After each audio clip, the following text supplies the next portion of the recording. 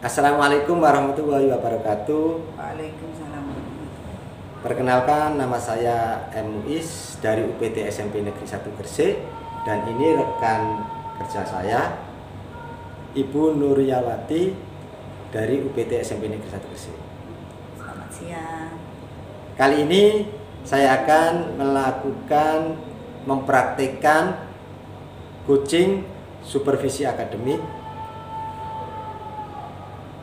dan saat ini adalah tahap pra-observasi. Berikut yang saya lakukan.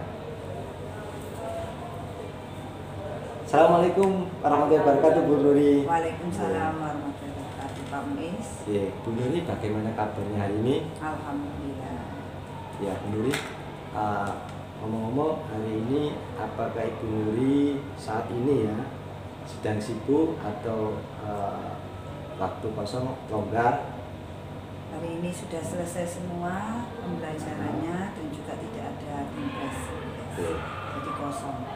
Berarti hari ini kita bisa ngobrol, berdiskusi sebagaimana yang sudah disepakati kemarin ya, pembicaraan kemarin.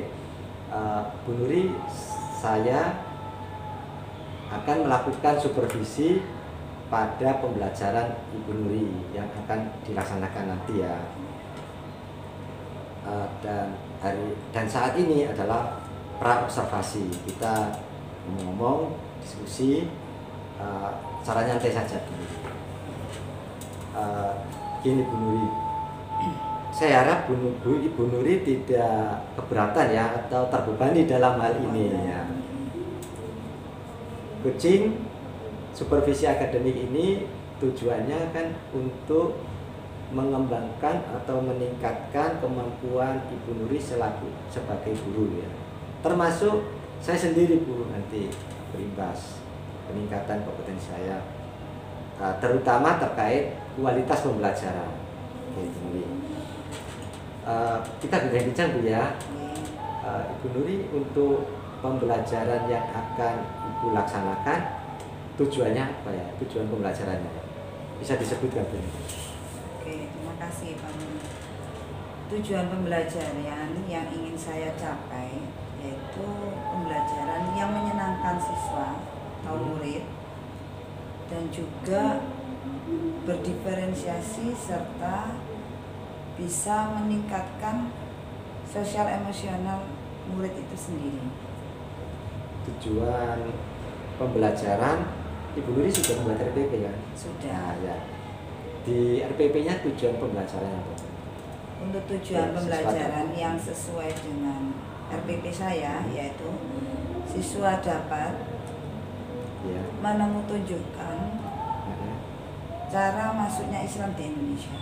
Itu yang pertama.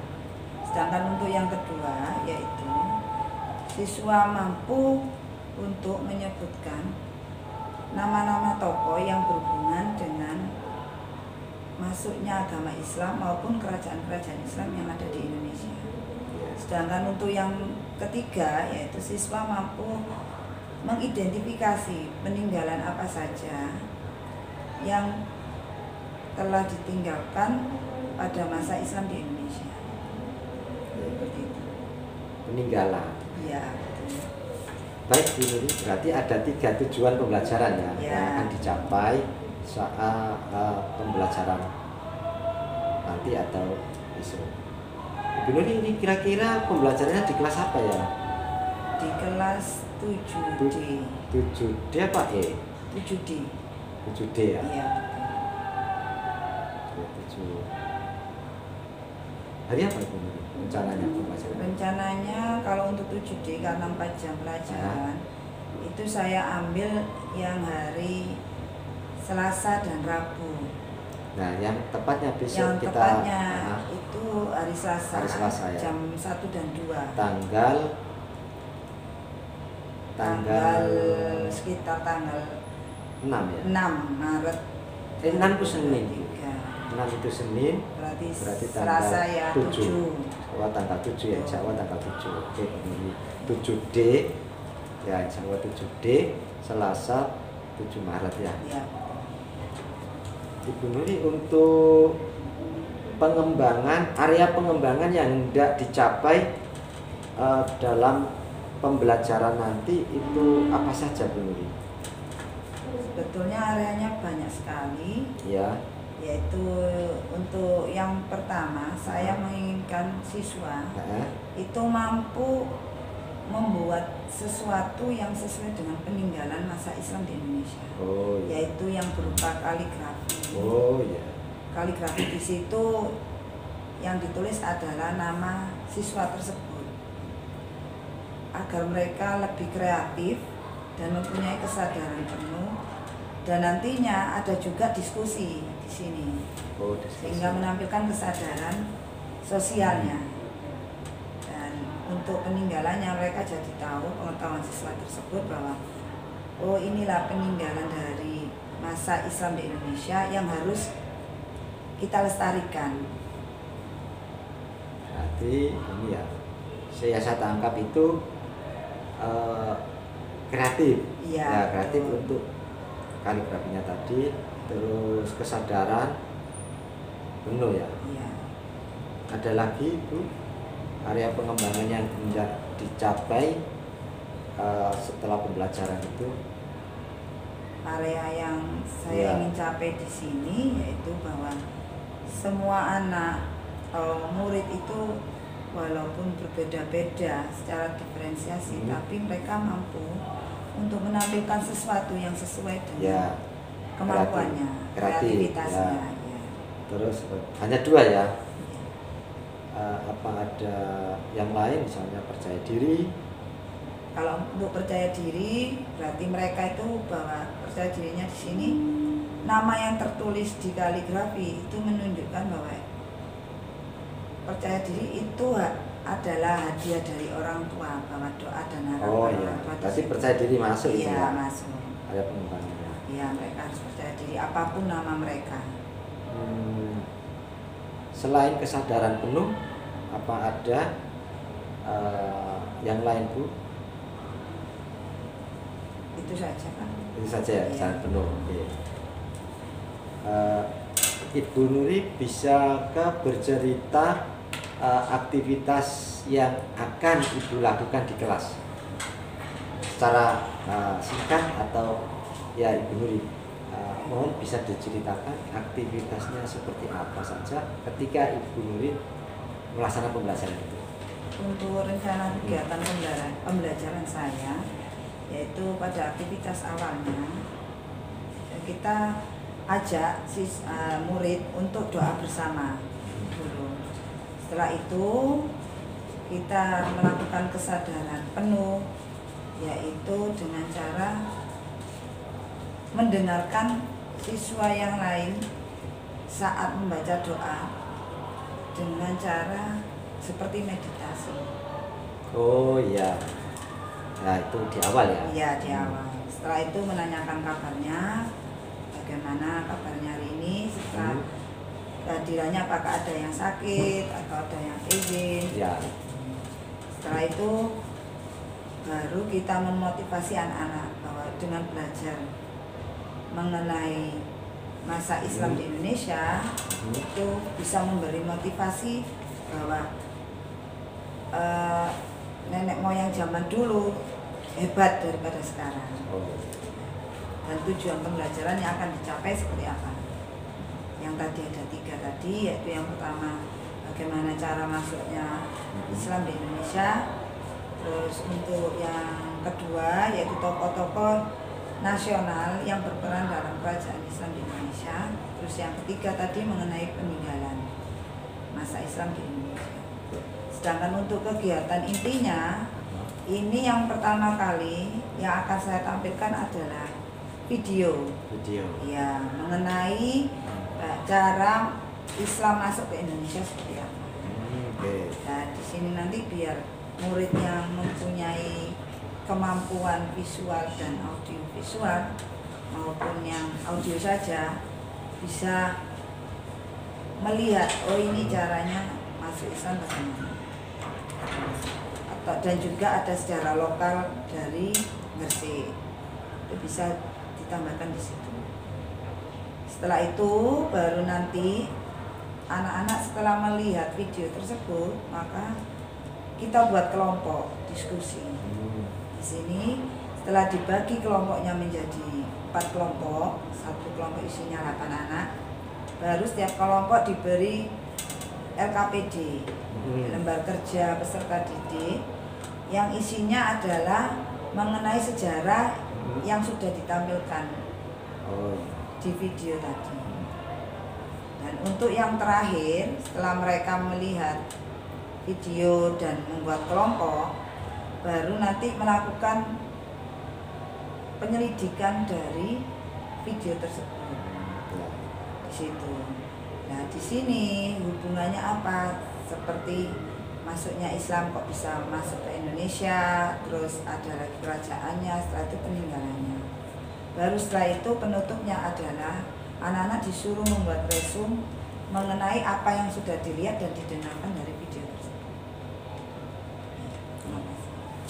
Ya, aktivitasnya sangat menarik, Bu. Jadi kalau saya dengarkan ini ada teknik stop ya tadi ya.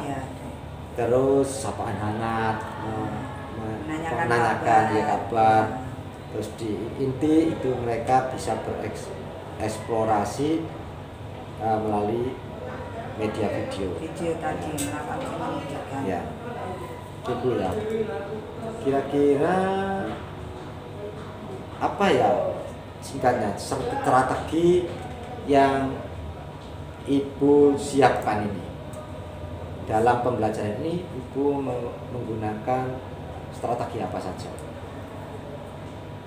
Karena murid kita itu beraneka macam pengetahuannya, yaitu maka strateginya yaitu untuk melakukan tutor sebaya.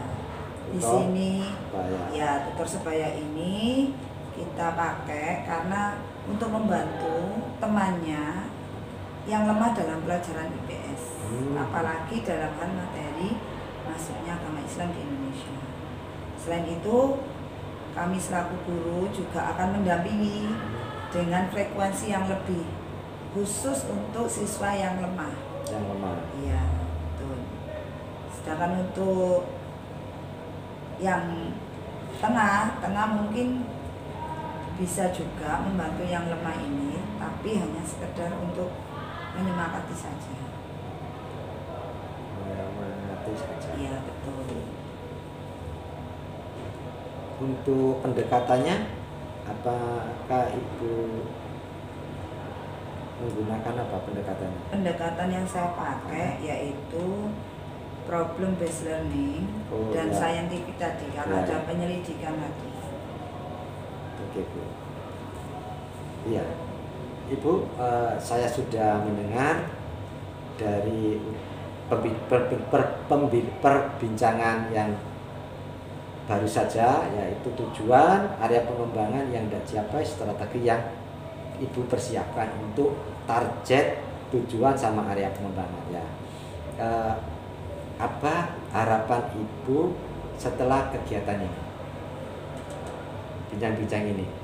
Sebelum saya mulai coaching ya, Bu ya. Oh iya. Harapan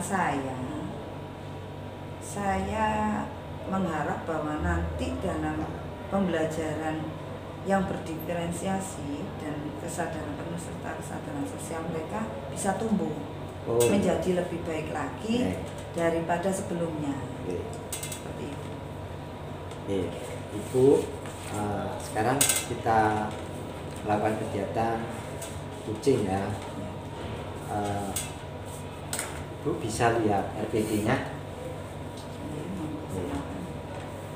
Ini RPP yang sudah Ibu buat ya, ini berapa jam, Bu? Ini saya pakai berapa JP ya? Ya, 4 jam pelajaran dengan 2 kali pertemuan. Ibu, yang saya dengar tadi ada istilahnya kesadaran penuh ya, sosial emosional, dan apalagi yang namanya stop tadi. Sekilas Ibu menyampaikan ada istilah stop. Memang Bu, untuk sosial emosional itu melatih pemahaman, penghayatan, kemampuan siswa untuk mengelola emosi. Bagus sekali kalau ada seperti itu Bu. Itu untuk menunjang menumbuhkan mereka bersikap atau berbudaya positif ya. Berikutnya yang Ibu tadi ada strategi yang Ibu buat itu adalah mengelompokkan dalam pendampingan. Itu pendampingan ya, pendampingan ini yang lemah dampingi lebih, yang tengah menyemangati saja. Nah, itu menurut saya juga bagian dari diferensiasi, dan Ibu sudah mempersiapkan itu, dan itu sudah sangat baik menurut saya, bahwa Ibu sudah merencanakan pembelajaran yang berpihak pada murid atau siswa. Nah, kita bincang, Ibu, kalau boleh saya tahu, kita akan bincang-bincang sekali lagi ya Ibu ya. Kita akan sekali lagi bincang-bincang di tahap praobservasi ini. Kira-kira apa ya Bu tujuan dari perbincangan ini? Kita mengulangi lagi ya. Apa tujuan dari perbincangan ini? Tujuannya yaitu bisa menerapkan pembelajaran diferensiasi serta menerapkan dan meningkatkan kesadaran penuh anak-anak didik kita. Yaitu kesadaran penuh dan kesadaran sosial. Ya, itu tujuan pembelajaran. Tujuan kita bincang-bincang itu ya. Ini untuk apa? Kita berbincang-bincang ini, kita kan sudah mensepakati kemarin ya.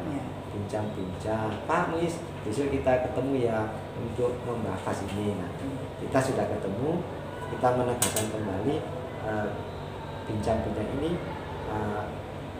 Kita memiliki tujuan apa Bu? Apa sharing? Sharing ya. Masalah mengenai diferensiasi. Ya, kita mensepakati kita sharing ya Bu ya. Ya, kita ngobrol santai aja, kita sharing Bu ya. Dan tentu saya juga merasa sharing aja, tidak ada yang pintar atau tidak ya. Ibu tadi sudah menyampaikan harapan setelah pertemuan ini ya. Oke, Ibu, kira-kira dari desain RPP atau yang Ibu rencanakan untuk pembelajaran besok itu apa, ada kesulitan atau hambatan yang Ibu temui? Ada. Ini ada ya? Hambatannya, kesulitan saya yaitu saat menghadapi anak yang punya kemampuan audio. Karena di sini saya itu kan melakukan produknya. Produknya yaitu berupa kaligrafi. Ada produk ya. Yang biasanya mungkin untuk pembuatan kaligrafi dengan nama mereka sendiri, baik secara kelompok itu, mungkin untuk yang visual bisa. Yang audiovisual mungkin bisa dengan cara melakukan, bisa lewat aplikasi Canva atau lewat seni lukis atau seni mengarsir bisa. Tapi untuk audio ini yang sangat sulit, karena untuk menyampaikannya dalam bentuk kaligrafi itu yang paling sulit menurut mereka. Nah, kira-kira seperti ini Bu. Berarti saya tangkap itu adalah hambatan pada diferensiasinya. Pada diferensiasinya. Nah, apa Ibu punya kesempatan yang Ibu miliki sekarang sudah memahami diferensiasi itu sendiri atau belum? Kalau kesempatan untuk belajar mengenai diferensiasi ini saya sudah mulai mengikuti yang namanya webinar. Webinar. Berarti itu adalah usaha saya untuk memahami pembelajaran diferensiasi tersebut. Ya, kekuatan Ibu atau modal untuk melaksanakan diferensiasi. Dan ada juga referensi dari internet. Ya, apa ada peluang lain untuk meningkatkan pemahaman tentang diferensiasi yang untuk membantu Ibu dalam menyelesaikan atau terkait solusi tadi, solusi yang siswa audiovisual. Saya biasanya sharing dengan teman sesama guru di UPT SMP Negeri 1 Gresik, yaitu dengan Bu Rizky Fitria yang ketemu setiap hari Selasa, yaitu ada pertemuan MPS, ya. Pertemuan musyawarah guru mata pelajaran khusus hari Selasa. Ya, untuk RPP ini ya. Iya, betul. Jadi ada hambatan. RPP ini sudah buat Ibu, dan Ibu sudah memprediksi ada hambatan. Ya, dan rencananya Ibu memiliki rencana untuk menyelesaikan itu, memecahkan hambatan tersebut.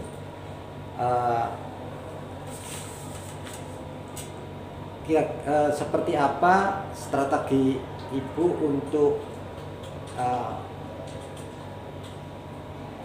menyelesaikan hambatan tersebut? Strateginya selain menemui, apa ada alternatif lain? Kalau untuk alternatif lain, biasanya saya melakukan pelatihan mandiri. Oh iya, jadi selain bertemu di pertemuan MGMP sekolah IPS, ini IPS ya Bu ya? Iya. Mapel IPS. Terus mengikuti webinar. Iya. Apakah ada alternatif lain?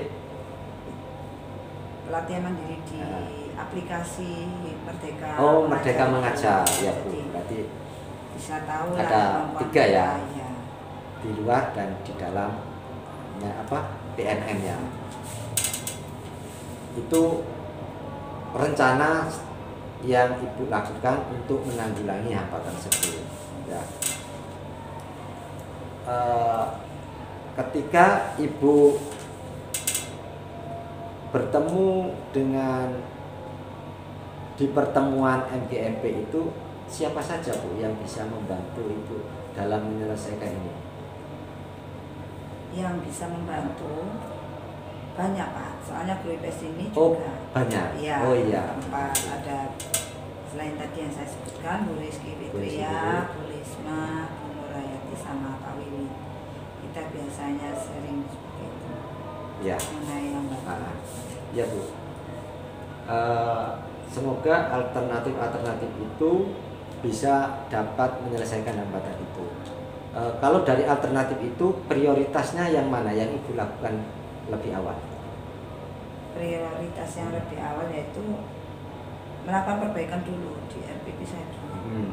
Baru nanti saya akan mengkomunikasikan. Ya, belajar diferensiasi dulu, baru melaksanakan pembelajaran di kelas sesuai dengan RPP yang sudah saya perbaiki tadi. Oke. Ibu, bisakah kita ulangi lagi sebagai kesimpulan dari hambatan yang Ibu temukan, terus tadi apa saja yang Ibu lakukan dan bertemu dengan siapa saja? Bisakah Ibu menyimpulkan dari perbincangan tadi? Oke. Yeah. Dari RPP yang sudah saya buat, ternyata ada hambatannya, dan hambatan itu nanti akan saya cari solusinya, yaitu yang pertama melalui belajar secara referensi baik di internet maupun mengikuti webinar serta pelatihan mandiri di PMM. Dan selain itu juga sharing dengan teman sesama guru IPS, yaitu rekan kerja yang ada di UPT SMP Negeri 1 Gresik, mengenai solusi bagaimana dengan hambatan murid yang audio ini dalam melaksanakan tugasnya menggambar kaligrafi namanya sendiri. Ibu berarti sudah memiliki data gaya belajar anak-anak itu ya. Iya. Kalau saya lihat Lewat tes dari BK itu ya. Tes sama BK. Ada BK, ada juga hasil tes diagnostik awal saya sendiri. Oh, jadi bisa mengkompres. Bagus Bu. untuk pemetaan siswa Ibu sudah memiliki kemampuan yang bagus karena sudah melakukan sendiri dan mengcompare dengan hasil yang dari guru BK. Nah, oke.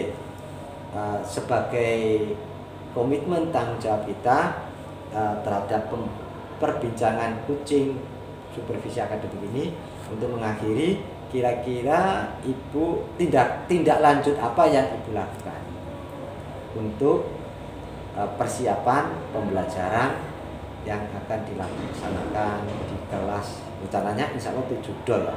Ya, yaitu saya rubah dulu ya, RPP-nya yang sesuai dengan sharing kita, yang tadi sudah saya sebutkan, sharing dengan guru IPS, dan sesuai dengan pembelajaran berdiferensiasi. Itu yang utama.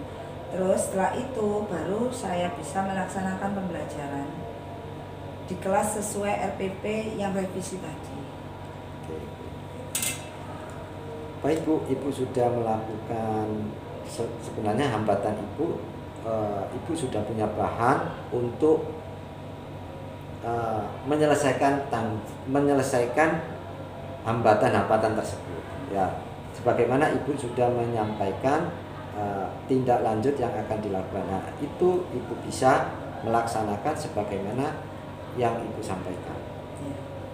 Di sini Ibu, sebagai penutup, saya berharap Ibu bisa menyelesaikan hambatan tersebut sebagaimana Ibu yang sudah sebutan tadi dengan komitmen, dan insya Allah nanti Ibu bisa melaksanakan pembelajaran yang berkualitas sehingga bisa menciptakan, mewujudkan apa yang sudah menjadi tujuan pembelajaran dan area pengembangan yang tidak dicapai.